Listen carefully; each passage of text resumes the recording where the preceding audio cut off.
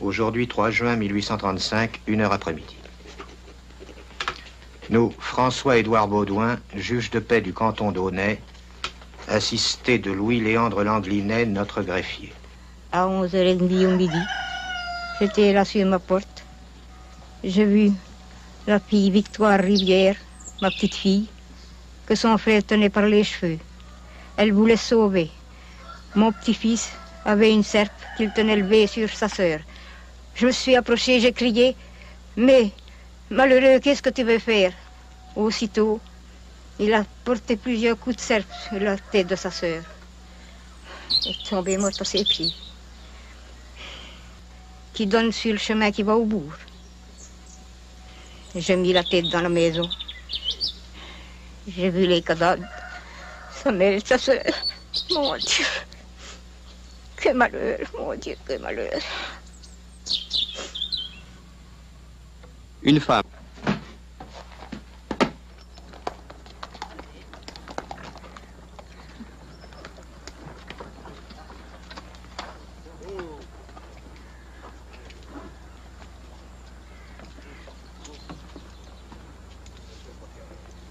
Je vous présente le docteur Morin, monsieur le percepteur, mon greffier Langlinet. C'est par ici, monsieur le procureur. Nous allons nous rendre, si vous le voulez bien, sur les lieux du crime et auprès de la famille. Le docteur Morin et moi-même avons procédé aux premières constatations. Il semble que le meurtre ait été commis par un membre de la famille, le nommé Pierre Rivière.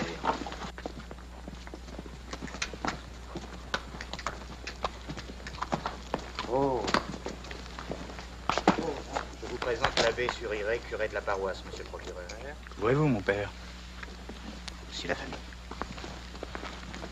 Nous, procureurs du roi près le tribunal civil de Vire, avertis par la clameur publique qu'un crime d'assassinat venait d'être commis dans la commune d'Aunay, nous nous sommes sur le champ transportés avec monsieur le lieutenant de gendarmerie au village de la Fauqueterie, où nous avons recueilli les renseignements suivants sur le nommé Pierre Rivière. Monsieur le procureur. Nous avons cru devoir entendre sans prestation de serment le père, la grand-mère et l'une des sœurs du prévenu, et voici en analyse quelles ont été leurs déclarations. Pierre Rivière a été depuis... Pierre! Pierre! Pierre! Hé, Pierre! Hé, Pierre! Pierre! Attention, là, les gendarmes!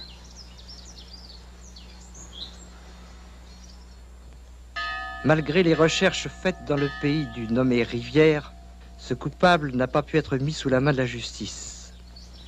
Il se sera probablement réfugié dans les bois qui environnent Aunay, d'où le besoin le fera sortir et il ne peut manquer d'être arrêté au premier moment.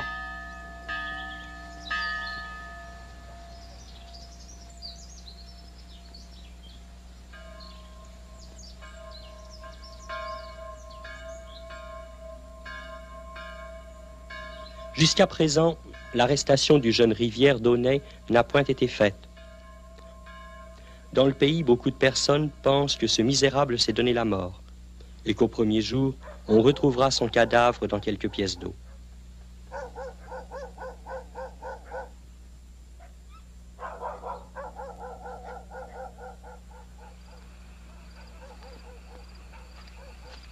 Âgé de 20 ans, taille de 5 pieds, cheveux et sourcils noirs, front étroit, nez moyen, visage ovale et plein, regard oblique, tête inclinée, démarche saccadée, vêtu d'une blouse de toile bleue, d'une casquette et de bottines.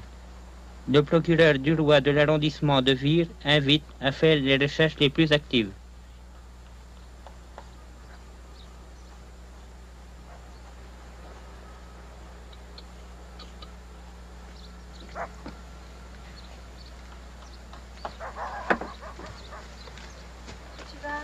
Aujourd'hui, le 2 juillet 1830. Attendez, quels sont vos noms, prénoms, âge, profession et demeure? Réponse, Pierre Rivière, âgé de 20 ans, cultivateur, né en la commune de Courvaudon et domicilié en celle d'Aunay.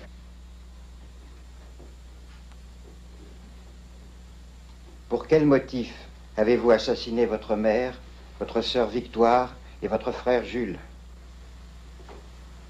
Parce que Dieu me l'a commandé pour justifier sa providence.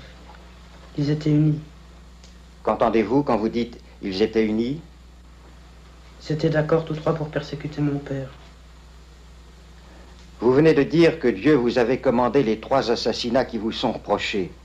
Vous saviez bien pourtant que Dieu ne commande jamais le crime. Dieu a commandé à Moïse d'égorger les adorateurs du veau d'or, sans épargner ni amis, ni père, ni fils. Qui vous a appris ces choses-là? Je les ai lues dans le Deutéronome.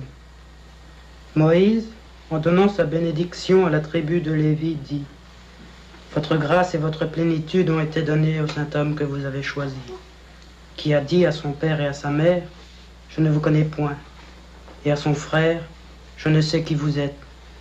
Ce sont là, Seigneur, ceux qui ont gardé vos lois et votre alliance, et qui vous offriront de l'encens pour vous apaiser dans votre colère. Vous avez donc bien souvent lu la Bible? Oui, j'ai lu bien des fois le Deutéronome et les Nombres. Vous avez tiré là de bien funestes conséquences de quelques passages d'un livre que vous n'avez pas compris. Mon père était persécuté. On aurait douté de la providence de Dieu. À quelle époque avez-vous conçu l'exécrable projet que vous avez exécuté le 3 juin dernier? 15 jours auparavant. Pourquoi et à quelle occasion avez-vous formé un semblable dessein? Mon père était persécuté et j'ai vu Dieu qui me l'a commandé. Expliquez-moi ce que vous avez vu. J'étais dans un champ lorsque Dieu m'apparut, accompagné des anges, et me donna l'ordre de justifier sa providence. Bien longtemps avant l'époque dont vous me parlez, vous aviez déjà manifesté des sentiments de haine contre votre mère, contre vos frères et sœurs, et même contre votre père. Je ne pouvais pas aimer ma mère à cause de ce qu'elle faisait, mais je n'avais aucun mauvais dessein contre elle. D'ailleurs, le commandement de Dieu me défendait de lui faire du mal. Comment avez-vous pu croire depuis qu'il existait des commandements de Dieu tout à fait opposés?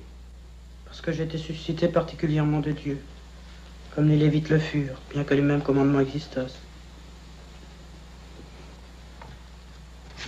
Vous prétendez excuser vos crimes en disant, chose absurde et impie, qu'ils vous ont été commandés par Dieu. Avouez bien plutôt que, malheureusement né avec un caractère féroce, vous vouliez vous baigner dans le sang de votre mère, que vous détestiez depuis toujours, que vous détestiez surtout depuis qu'elle avait formé le projet de poursuivre sa séparation de corps contre votre père. Je le répète, Dieu m'a commandé ce que j'ai fait. Monsieur le curé avait dit à mon père de prier Dieu en l'assurant que Dieu le tirerait de son embarras. S'il n'en eût pas été tiré, on eût douté de l'existence de Dieu ou de sa justice. N'est-il pas vrai que vous avez quelquefois manifesté de la haine contre votre père? Cela n'est pas vrai. Que vouliez-vous faire de cette espèce d'arc et de cette espèce de flèche qui se trouvait entre vos mains au moment de votre arrestation? Je voulais m'en servir à tuer des oiseaux. Et le soufre que vous portiez aussi sur vous, qu'en vouliez-vous faire? M'en servir à allumer du feu dans les bois. Donc vous vouliez vivre dans les bois? Oui, je voulais vivre dans les bois, en solitaire. Pourquoi ne vous êtes-vous pas retiré dans les bois si telle était votre intention avant d'assassiner vos parents? Je n'avais pas cette intention-là avant mon action. Par mon action, j'ai été consacré à Dieu. Et c'est alors que j'ai voulu me faire solitaire. Jusqu'ici, vous avez voulu en imposer à la justice. Vous n'avez pas voulu rendre hommage à la vérité. Vous étiez hier, à ce qu'il paraît, dans de meilleures dispositions.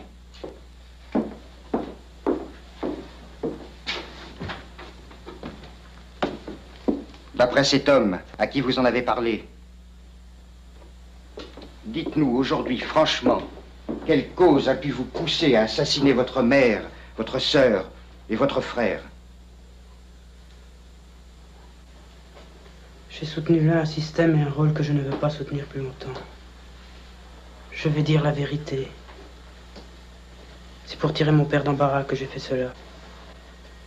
J'ai voulu le délivrer d'une méchante femme qui le tracassait continuellement depuis qu'elle était son épouse, qui le ruinait, qui le mettait dans un tel désespoir qu'il était parfois tenté de se suicider.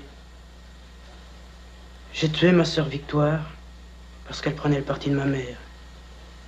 J'ai tué mon frère parce qu'il aimait ma mère et ma sœur. Ils se marièrent au civil, ensuite à l'église. Mais ma mère n'en était plus d'avis comme auparavant. Ils ne tinrent pas de noces, et le jour de leur mariage, ils ne couchèrent pas ensemble. Vaudon pendant mes 6 premières années. Ma mère, en 1820, accoucha d'une fille nommée Aimée, et en 1822, d'un garçon nommé Prosper. Je dirai ici la vie que ma mère menait avec ses parents. Tous les jours, elle disputait avec sa mère. Mon père avait beau lui remontrer qu'il fallait la respecter, c'était en vain. Voilà. Oh là là là là. Mauvais. Tu m'en donneras une maison, une autre. Tu m'en pas. J'étais témoin de toutes ces disputes, et je puis dire que je n'avais pas grand attachement pour ma mère. J'aimais bien plus mon grand-père et ma grand-mère, surtout mon grand-père. Il faisait la profession de charpentier, mais il n'allait plus à journée et restait dans sa boutique.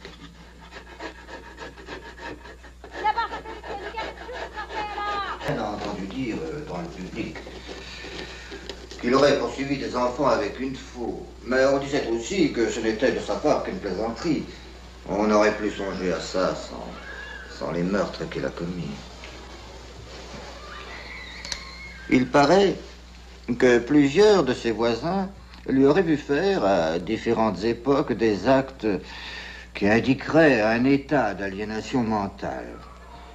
Oh, je puis vous communiquer les noms de ces témoins.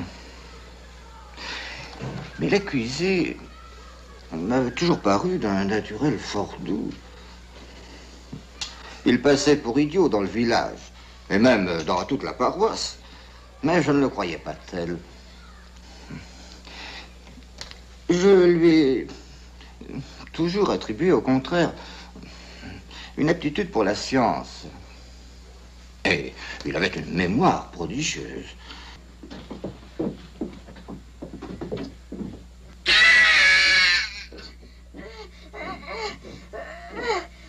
Cet enfant avait déjà montré plus de société parmi le monde que moi et mon frère Prosper.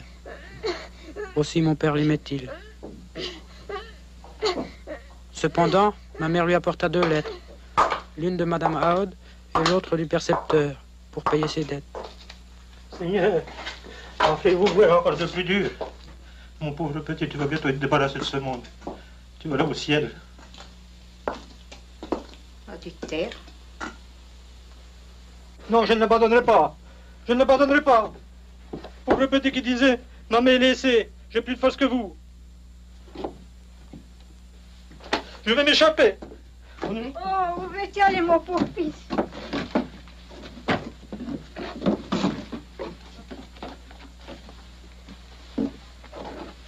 Votre fille ne vous abandonnera jamais.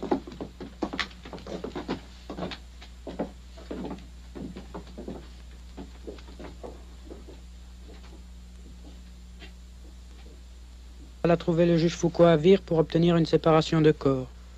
Mais il manda mon père par une lettre de venir s'arranger. Voici l'accord que je vous propose. Convenu entre les 2 parties, si après dénommé l'épouse et l'époux, que l'épouse viendra demeurer avec son mari, que l'époux convient qu'il mettra son épouse dans une maison à part, avec ses meubles et tout ce qu'elle a, que la mère de l'épouse s'interdira d'entrer dans cette maison, sauf par la permission de l'épouse, et que si passant outre cette belle-mère y entrait, l'épouse s'en retournerait sur ses biens à Courvaudon. J'ai connu tout petit. Il avait beaucoup de compréhension, à apprendre à lire et à écrire. Mais à l'âge de 10 ans, 12 ans, il parut devenir bizarre. Il parut même devenir idiot. Il était très opiniâtre. Il ne répondait pas quand on l'appelait. Il marchait toujours la tête baissée et regardait en dessous. Son père disait qu'il ne pourrait jamais rien faire de lui. On l'a dit bizarre, cruel. Pas à ma connaissance. Mais on a dit qu'il haïssait sa mère depuis longtemps. Je n'avais pas entendu parler avant le crime. Mais il est vrai qu'un jour son père m'a dit, s'il avait le caractère de son fils, sa femme n'en serait pas aussi tranquille. Monsieur le curé nous a dit que vous pourriez nous rapporter des actes de l'inculpé qui annonceraient un état d'aliénation mentale. Un de mes enfants m'a dit, il y a environ 3 ans, elle vit dans notre grenier, Pierre Rivière, parlant en haut, faisant des contorsions étranges, baisant la terre. Quand il la vit, il s'échappa.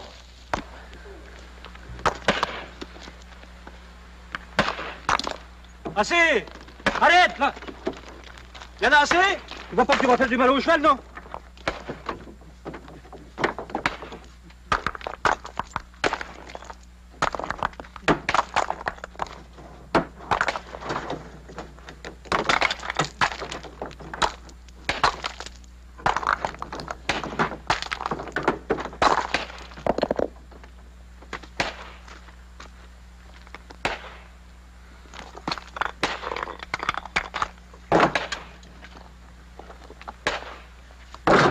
J'ai le malheur d'avoir un pareil fils. Il l'a envoyé à Brével cheval. Il le monte, il s'échappe avec à travers les champs au galop. Le père eut fort à courir pour le ramener. Un peu plus tard, il revint chercher le cheval, et le père en avait pourtant besoin.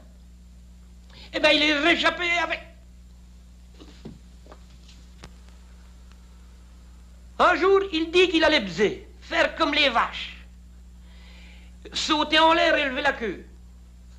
Un peu plus tard, on le trouve vite dans une étable, tout nu. Il disait que sa chemise était mouillée. Je lui ai vu faire des choses extravagantes, des choses ridicules. Je l'ai vu couper avec un bâton, dans le jardin de son père, toutes les têtes de chou vert. Et avec ça, il poussait des cris. Ah! Ah! À droite, à gauche, à droite, à gauche. Il l'a fait plusieurs fois. Il y a 3 ou 4 mois, avec sa grand-mère, il doit tirer du fumier. Il entreprenait de monter le cheval sur le haut du table. Pierre, ne fais pas ça. Qu'est-ce que tu fais? Tu vas tuer ton cheval. J'ai dit qu'il allait y monter, il va y monter. Tu vas y monter parce que je le dis.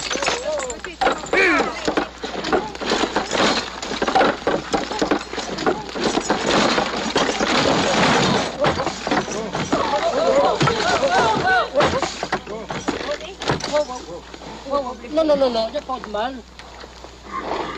Attention, c'est la chaîne du dessus, là.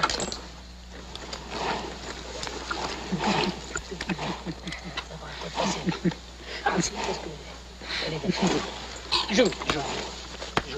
Vas-y. Wow. Oh là. Oh. Un jour que je m'asseyais à côté de lui, il se retira brusquement, comme s'il avait été pris de peur. Je lui dis, et qu'as-tu donc? Le diable. Il disait que le diable était dans la cheminée. Paraît-il qu'il avait agi comme ça avec d'autres femmes. Puis il s'enfuit. Environ dans le même temps, pendant l'absence de ses parents, il se trouva seul avec la femme Quesnel. Son frère avait un jet auquel il était très attaché. On le trouva mort le matin, et la femme Quesnel l'accusa de l'avoir tué. Il soutint que non. Il réunit quelques enfants du village et alla enterrer le jet. Il mit sur la fosse un écrit « Ici repose le jet Charlot, appartenant à Prosper Rivière ». Il y avait d'autres mots que je ne me rappelle pas. Il avait 18 ans. Je ne vois pas d'autres renseignements. J'ajouterai seulement qu'il passait pour un imbécile dans la commune.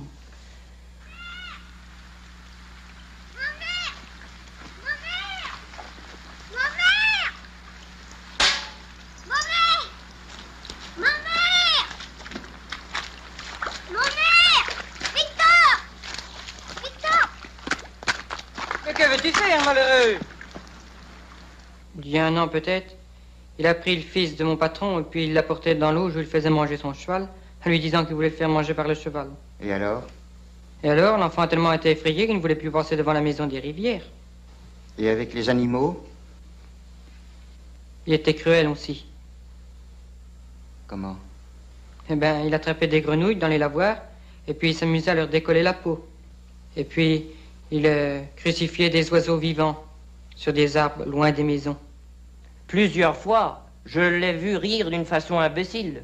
Et cela durait pendant des heures.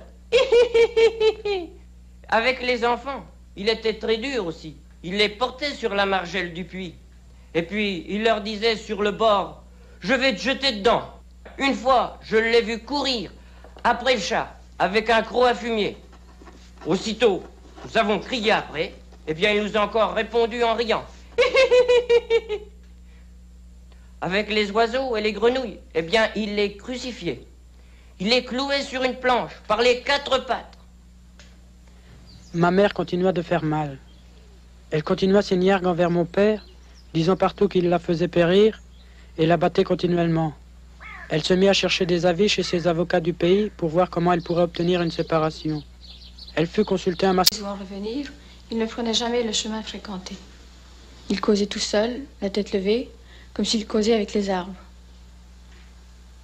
Quelquefois, il s'en allait en poussant des cris effrayants. Quand on lui demandait ce qu'il faisait là, il disait qu'il causait soit avec le diable, soit avec les fées. Ses parents en cachaient tant qu'ils pouvaient ces bizarreries. Il avait l'air d'avoir peur des poules et des chats, et même des femmes. Souvent, quand je l'approchais, il se sauvait précipitamment. Geneviève! Geneviève! Qu'est-ce que tu veux? Je vais voir le diable.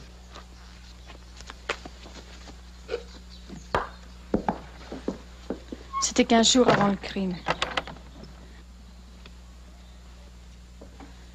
Pendant 2 ans, Rivière a travaillé dans son grenier avec un couteau et quelques petits outils, divers morceaux de bois dont on ne devinait pas les âges. Rivière donnait à cet instrument le nom de calibène. Il est allé un jour, suivi par les enfants du village, l'enterrer dans un pré. 2 ou 3 mois après, toujours avec les enfants, il est allé le déterrer.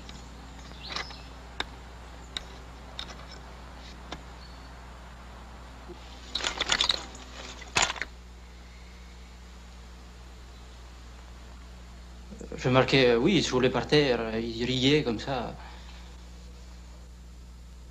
Alors, quand on lui demandait pourquoi il faisait ça, il riait. Mais je ne sais pas grand-chose, moi, il n'y a pas longtemps que je connais Rivière. C'était il y a 3 semaines environ. Il m'avait semblé qu'il y avait dans son regard quelque chose qui annonçait la folie. L'ouvrier avait refusé de monter à cause de la pluie. Rivière y monta. J'étais loin de me douter qu'il était capable de le faire. Et il y attacha la corde encore plus haut qu'il ne le fallait.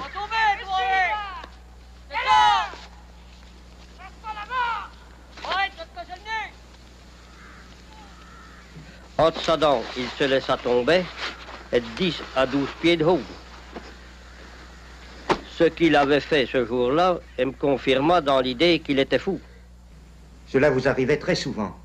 Dès lors, on doit penser que vous éprouviez du plaisir à voir leurs frayeurs et entendre leurs cris. Cela m'amusait un peu. Mais je répète que je ne leur voulais aucun mal. L'information a prouvé contre vous certains actes qui dénoteraient dans votre caractère un instinct de férocité. Ainsi, vous avez souvent crucifié des grenouilles ou de jeunes oiseaux. Quel est le sentiment qui vous portait à faire de pareilles choses? J'y prenais plaisir. Vous y preniez un plaisir bien sensible, car il est établi que vous portiez presque toujours dans vos poches des clous ou des pointes, afin de vous procurer toutes les fois que vous en trouviez l'occasion une jouissance dont vous étiez avide. On dit même que vous passiez des heures entières à contempler les victimes de votre cruauté et à épier en riant leur douleur. Je m'amusais à faire cela. Il est possible que j'en ai ri, mais je n'avais pourtant pas un bien grand plaisir. N'avez-vous pas menacé un jour un de vos frères de lui couper les jambes avec une faux que vous teniez à la main? C'était votre frère Jean, aujourd'hui décédé. Jamais je n'ai eu l'intention de lui faire du mal. Je ne me rappelle pas la circonstance dont vous me parlez, mais si elle est vraie, ce n'était de ma part qu'une plaisanterie. Vous avez toujours été d'un caractère extrêmement opiniâtre. Pourquoi, quelques jours avant votre crime, entrepris de vous, malgré toutes les représentations possibles, de faire monter votre cheval, attelé à un banneau chargé sur un monceau de fumier, cela sans nécessité? Et alors qu'il était évident que vous alliez blesser ou tuer votre cheval. J'étais persuadé qu'il était possible de faire monter le banneau. Et que la besogne, par conséquent, irait plus vite. Il y a environ 2 ans, vous avez eu, à ce qu'il paraît, la cruauté de donner la mort à un geais qui appartenait à votre frère Prosper et auquel le malheureux enfant était très attaché. Je n'ai contribué en rien à la mort du geais. Je lui avais donné à manger. Vous aviez alors au moins 18 ans. Pourquoi, à cet âge, fîtes-vous un acte qu'on ne voit faire qu'à des enfants? Vous fûtes accompagné de petits-enfants du village et, en simulant les pompes d'une inhumation, enterré le geais auquel vous fîtes vous-même une épitaphe. Le fait est vrai, je m'amusais à faire cela. Voulez-vous me dire quelle était l'épitaphe? S'y repose le corps du geais Charlot de Prosper, originaire du bas du Grand Thio, décédé le. J'avais mis de l'autre côté du papier. Au nombre des vivants, naguère, il fut porté. Des soins d'un être humain, il était tout l'objet. L'espérance disait qu'un jour, de son langage, tous les peuples ébahis viendraient lui rendre hommage. Et il est mort. N'avez-vous pas dit un jour à votre père que vous alliez faire comme les bêtes à cornes, que vous alliez beuser? Oui, monsieur. Je dis cela à mon père, et je m'échappais chez nous pour y boire un coup. Il faisait très chaud. C'était une plaisanterie que je faisais. Ils ont dit que votre père, ce jour-là, après avoir cherché longtemps, vous avez trouvé dans l'écurie, entièrement nu. C'était un autre jour. Mes vêtements avaient été traversés complètement par suite d'un orage. La porte de la maison n'était pas ouverte parce que mes parents n'étaient pas rentrés. Alors, je me déshabillais dans l'écurie. Pourquoi aviez-vous donné le nom de calibène à un instrument dont vous parlez dans votre manuscrit? Instrument que vous destiniez à tuer les oiseaux. J'avais imaginé ce mot-là. Je m'étais attaché à trouver un nom ne pouvant désigner aucun autre objet. Pourquoi êtes-vous allé, suivi des enfants du village, enterrer cet instrument? Quand je l'enterrai, j'étais seul. Lorsque je fus le déterrer, je dis aux enfants du village ce que j'allais faire, et ils me suivirent. Mais pourquoi l'enterriez-vous? J'y avais travaillé longtemps. Je ne voulais pas le détruire. Et pour le conserver, je l'avais mis sous terre. Reconnaissez-vous cet instrument? Oui, monsieur. C'est l'instrument de mon crime. Comment malheureux? Cet instrument ne vous fait pas verser une larme. Je suis résigné à la mort.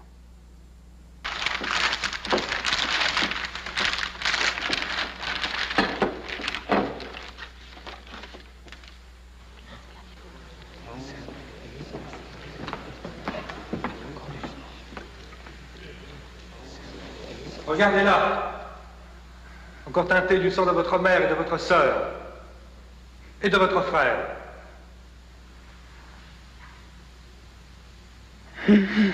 J'ai hâte de mourir.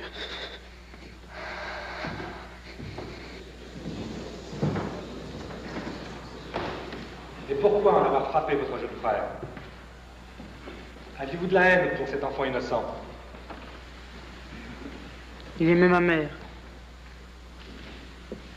Et puis, je voulais m'attirer la haine de mon père et lui ôter jusqu'au moindre regret de ma perte. Vous aimez donc tant votre père? Je mourrais volontiers pour assurer son bonheur.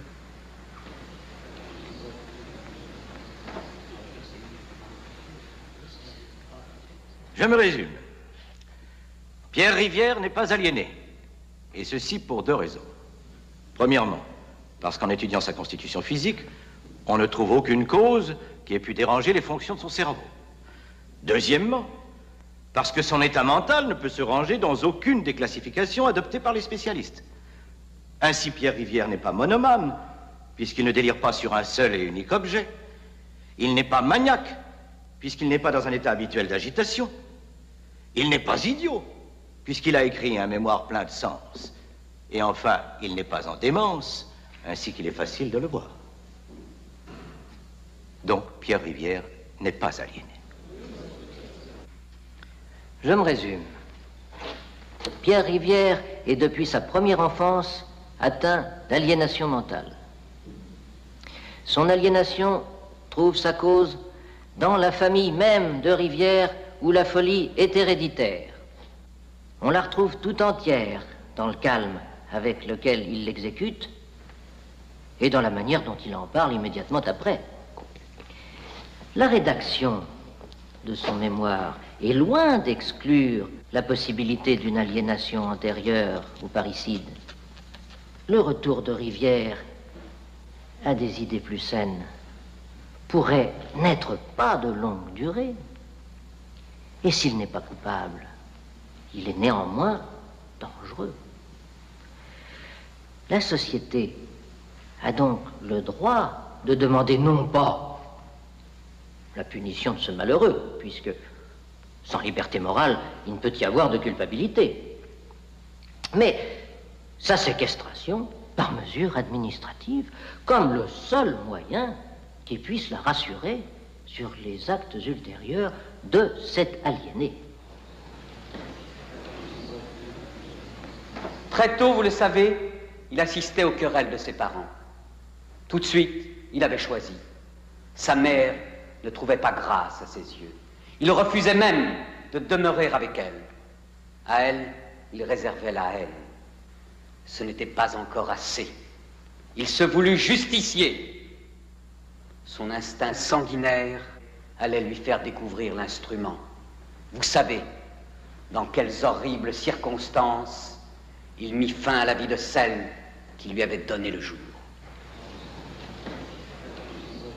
Mais non, Pierre Rivière n'est pas plus un monstre qu'un martyr. C'est un être malade, malheureux, incomplet. C'est un agent qui n'a pas toute la conscience de ses actes et qui, par conséquent, ne doit pas en avoir toute la responsabilité.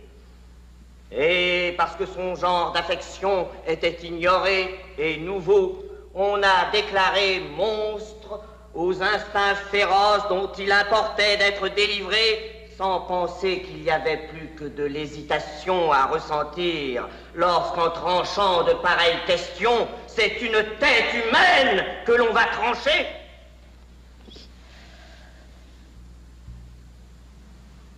Messieurs les jurés sont restés 3 heures dans la chambre de leur délibération. À 1h03 du matin, ils ont rapporté un verdict de culpabilité et au milieu de la stupeur générale, la Cour a prononcé contre Pierre Rivière la peine des parricides. Cependant, effrayés peut-être par l'énormité de la peine infligée à un homme qui, de leur propre aveu, n'avait jamais joui entièrement de sa raison, les jurés se réunirent et formèrent une demande en commutation de peine. Pierre Rivière, ayant, dit-on, essayé d'attenter à ses jours, on a dû prendre des précautions pour l'empêcher de renouveler une tentative de suicide. Il a été en conséquence enfermé dans un cachot. Les sous-signés, Esquirol, médecin en chef de Charenton. Orfila, doyen de la faculté de médecine de Paris. Marc, médecin du roi. Parisé, secrétaire perpétuel de l'Académie royale de médecine. Rostand, professeur à la faculté de médecine de Paris. Mitivier, médecin de la Salpêtrière. Et Leray, docteur en médecine.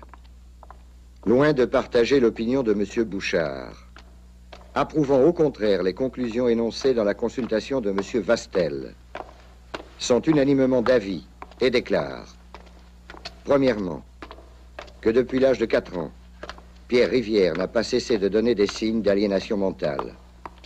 Deuxièmement, que son aliénation mentale a persisté, quoique moins intense, après les homicides qu'il a commis.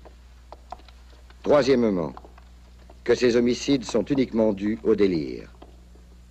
Délibéré à Paris, le 25 décembre 1835. Le mémoire rédigé par Rivière dans sa prison se trouve à Caen, chez Mancel, libraire, rue Saint-Jean, 75 centimes.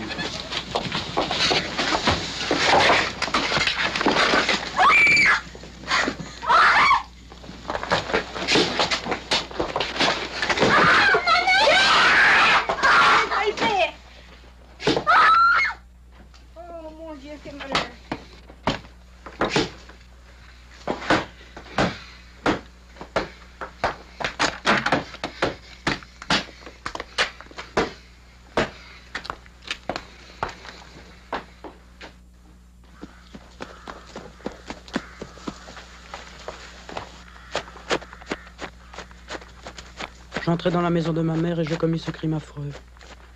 Ensuite, je partis pour Vire, où je voulais avoir la gloire d'être le premier à annoncer cette nouvelle. Et pour ne pas être arrêté, je résolus d'aller par les bois. En m'en allant, je sentis s'affaiblir ce courage et cette idée de gloire qui m'animait. Et quand j'arrivai dans les bois, je repris tout à fait ma raison. Est-il possible, monstre que je suis, est-il possible que j'ai fait cela? Non, ce n'est qu'un rêve. Abîme, en trouverez-vous sous mes pieds. Terre, engloutissez-moi. Pauvre mère, pauvre sœur, coupable si on le veut, en quelque sorte, mais ont-elles jamais eu des idées aussi indignes que les miennes? Pauvre malheureux enfant qui venait avec moi à la charrue, qui menait le cheval tout seul. Ils sont anéantis pour toujours, ces malheureux. Jamais ils ne reparaîtront. On pense bien que je n'étais plus résolu de venir à Vire, soutenir mes idées. Brisé de regrets, je m'en allais sans savoir où j'allais.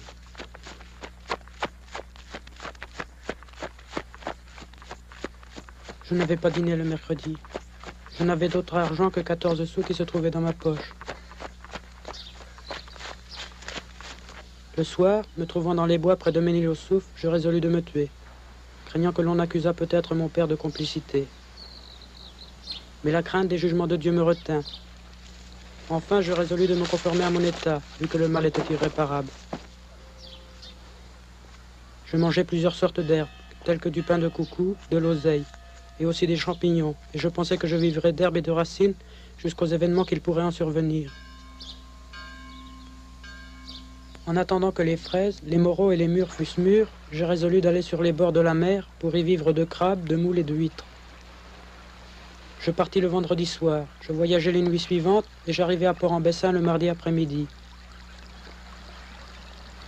Je mangeai quelques crabes, mais je vis que cela ne me faisait pas un bon effet et je résolus de revenir aux racines et aux genottes, dans les bois où j'avais été.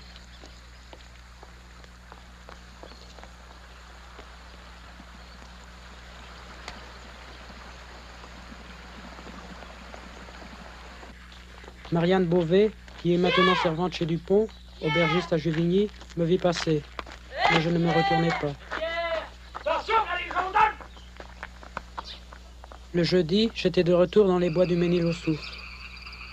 Et sentant que ce ne pouvait être qu'une extravagance qui m'avait porté à commettre ce crime, je résolus de venir me rendre à la justice et de me faire arrêter à Vire. J'avais idée de dire que j'avais été porté à cela par des visions, qu'absorbé de toutes les peines de mon père, j'avais vu des esprits et des anges qui m'avaient dit de faire cela par l'ordre de Dieu. Mais qu'aussitôt après, je m'étais reconnu et je m'étais repenti.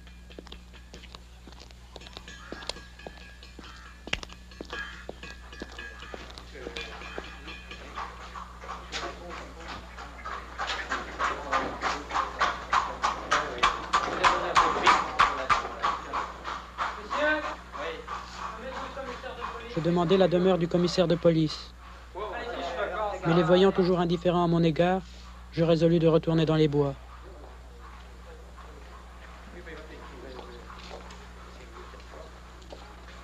Je me promenais un peu, et voyant qu'on ne m'arrêtait pas, je pris la route de Cherbourg. Et je pensais que je pourrais aussi nager, pour me rendre à quelqu'une des îles appartenant aux Anglais, ou que je périrais en nageant, qu'il fallait risquer. Mais pensant que c'était impossible, je retournai dans les bois du Ménil-au-Souf. Là, je mangeais encore des herbes, des racines. Je tâchais encore de me distraire de mes malheurs. La récitation de mes prières m'occupait. Et en outre, je considérais la nature. J'examinais les astres. Je pensais que je verrais la comète de Halley. Je passai quelques jours dans ces bois, et puis voyant de nouveau que je ne pourrais réussir, je résolus de me faire prendre par la justice. Et voilà mon corps. T'as encore fait un mauvais coup, hein. Va pas par l'eau, tu te ferais bien arrêter. Je me pensais en moi-même, c'est ce que je demande.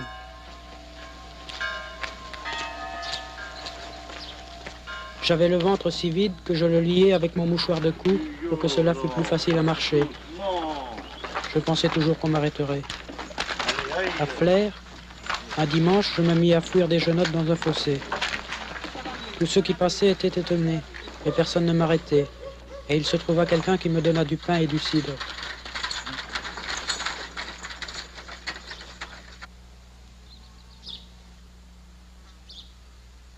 En passant par Harcourt, J'achetai une verrine de montre qui me coûta 4 sous pour allumer du feu au soleil.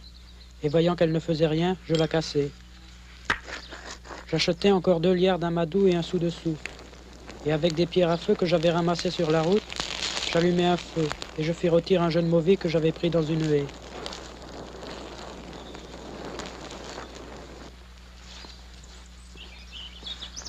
J'arrivai dans les bois de Langanerie le dimanche, et après avoir mangé le mauvais, je me fis un arbalètre et plusieurs flèches. J'avais trouvé un long clou sur la route. À force de le limer avec mon plus mauvais couteau, je parvins à en couper la tête et je le mis au bout d'une flèche.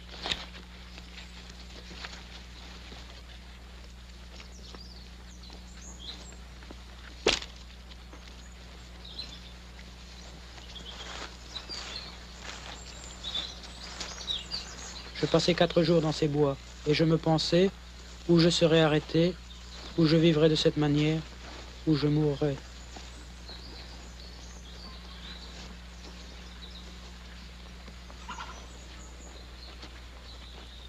Hé! Où êtes-vous, mon ami?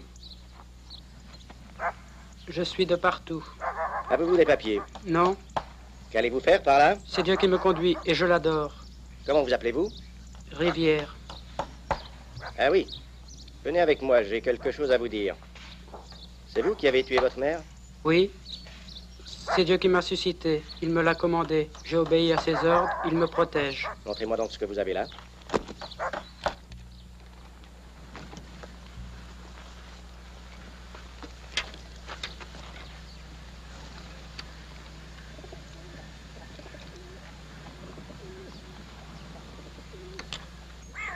Maintenant que j'ai fait connaître toute ma monstruosité et que toutes les explications de mon crime sont faites, j'attends le sort qui m'est destiné. C'est vraiment tout? Je connais l'article du code pénal à l'égard du parricide. Je l'accepte en expiation de mes fautes. Hélas, si je pouvais voir encore revivre les infortunées victimes de ma cruauté, s'il ne fallait pour cela qu'endurer tous les supplices possibles, mais non, c'est inutile. Je ne puis faire que les suivre. Ainsi, j'attends donc la peine que je mérite, et le jour qui doit mettre fin à tous mes ressentiments.